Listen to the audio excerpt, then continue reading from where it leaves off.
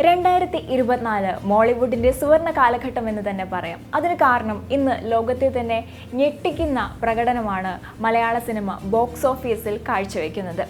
Box ഓഫീസിൽ വമ്പൻ പ്രകടനം കാഴ്ചവെച്ചിരുന്ന ബോളിവുഡ് ഉൾപ്പെടെയുള്ള മേഖലകളിൽ വിജയ് സിനിമകൾ നോക്കുകയാണെങ്കിൽ വളരെ കുറവാണ്.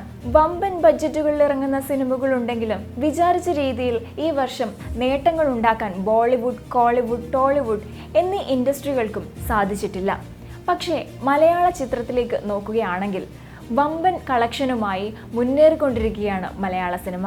എന്നാൽ മറ്റ് ഇൻഡസ്ട്രികളെ പോലെ പണം വാരി എറിയാതെ ചെറിയ ബജറ്റ് ചിത്രങ്ങൾ ശ്രദ്ധ പിടിച്ചു പറ്റിയിരിക്കുകയാണ്. ആഗോള ബോക്സ് ഓഫീസിൽ 5 മാസങ്ങൾ കൊണ്ട് 1000 കോടി കളക്ഷനാണ് മൊത്തം സിനിമകൾ മലയാളത്തിൽ നിന്ന് നേടിയിരിക്കുന്നത്. ഈ അടുത്ത് പുറത്തിറങ്ങിയ ഗുരുവായൂർ അമ്പലനടയിൽ എന്ന പൃഥ്വിരാജ്, ബേസിൽ ജോസഫ് കൂട്ടുകെട്ടിൽ പിറന്ന ചിത്രവും മികച്ച അഭിപ്രായവുമായി നിറഞ്ഞ സദസ്സിൽ ഓടിക്കൊണ്ടിരിക്കുകയാണ്. മൊത്തം കളക്ഷന്റെ 55% 3 ചിത്രങ്ങൾ ചേർന്നാണ് മലയാള സിനിമയ്ക്ക് സമ്മാനിച്ചിരിക്കുന്നത്. മഞ്ഞുമ്മൽ ബോയ്സ്, ആടുജീവിതം, ആവേശം എന്നിവയാണ് മലയാള സിനിമാ മേഖലയ്ക്ക് മികച്ച നേട്ടം നൽകിയത്. മഞ്ഞുമ്മൽ ബോയ്സ് 240.94 കോടിയാണ് ആഗോളതലത്തിൽ നേടിയത്. ആടുജീവിതം 157.44 കോടിയും ആവേശം എന്ന ചിത്രം 153.52 കോടിയുമാണ് കളക്ഷനായി നേടിയതെന്ന് സാൽനിക് റിപ്പോർട്ട് ചെയ്യുന്നുണ്ട്. ഗുരുവായൂർ അമ്പലനടയിൽ റിലീസ് ചെയ്യുന്നതിന് മുൻപ് 985 കോടിയായിരുന്നു ജനുവരി മുതൽ ഏപ്രിൽ 2024 വരെ മലയാള സിനിമ നേടിയത്. പൃഥ്വിരാജ് ചിത്രം വീക്കെൻഡിൽ തന്നെ 30 കോടി പിന്നിട്ടതോടെ 1000 കോടി പിന്നിട്ടിരിക്കുകയാണ് മലയാള സിനിമ. അതുകൊണ്ട് തന്നെ 2024 ബോക്സ് ഓഫീസ് കളക്ഷന്റെ കാര്യത്തിൽ മലയാള സിനിമയ്ക്ക് വളരെയധികം പ്രത്യേകതകൾ ഉള്ളതായി മാറിയിരിക്കുകയാണ്. കഴിഞ്ഞ വർഷം ആഗോളതലത്തിൽ മോളിവുഡ് 500 കോടി എന്ന സംഖ്യ കടന്നിരുന്നു.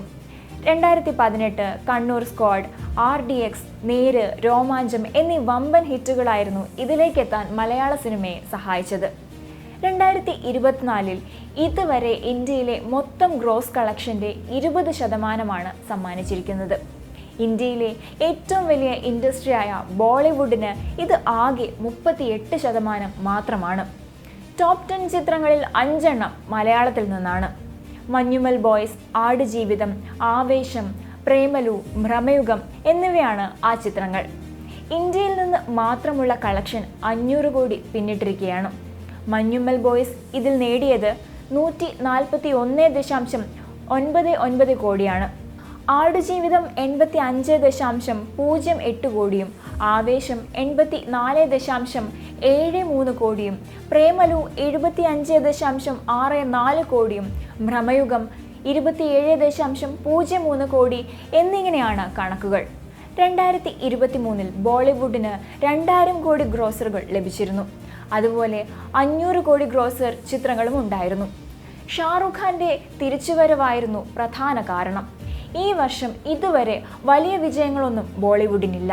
ഹൃതിക് റോഷന്റെ ഫൈറ്റർ 358.89 കോടി ആഗോളതലത്തിൽ നേടി. എന്നാൽ ചിത്രത്തിന് വമ്പൻ ബജറ്റുണ്ട്. സേത്താൻ എന്ന ചിത്രം 213.64 കോടിയും ക്രൂ എന്ന ചിത്രം 151.35 കോടിയും തേരി ബാത്തോ മേസ ഉൽജാജിയോ 146.26 കോടിയും നേടി. ആർട്ടിക്കിൾ 370 105.15 കോടി എന്നിങ്ങനെയാണ് ഈ വർഷം 100 കോടി നേടിയ ചിത്രങ്ങളുടെ കളക്ഷൻ. തെലുങ്ക് സിനിമയിൽ ഹനുമാൻ, ടില്ലു സ്ക്വയർ എന്നിങ്ങനെയാണ് 2 വമ്പൻ ഹിറ്റുകൾ. മഹേഷ് ബാബുവിൻ്റെ ഗുണ്ടൂർ കാരം, നാഗാർജുനയുടെ നാ സാമി രംഗ, അതുപോലെ രവി തേജയുടെ ഈഗിൾ, വെങ്കിടേഷിൻ്റെ സൈന്ധവ്, വിജയ് ദേവരകൊണ്ടയുടെ ദ ഫാമിലി സ്റ്റാർ എന്നിവയെല്ലാം തന്നെ പരാജയപ്പെടുകയാണ് ഉണ്ടായത്. തമിഴ് സിനിമയാണ് ഏറ്റവും പരിതാപകരമായ അവസ്ഥയിലുള്ളത്.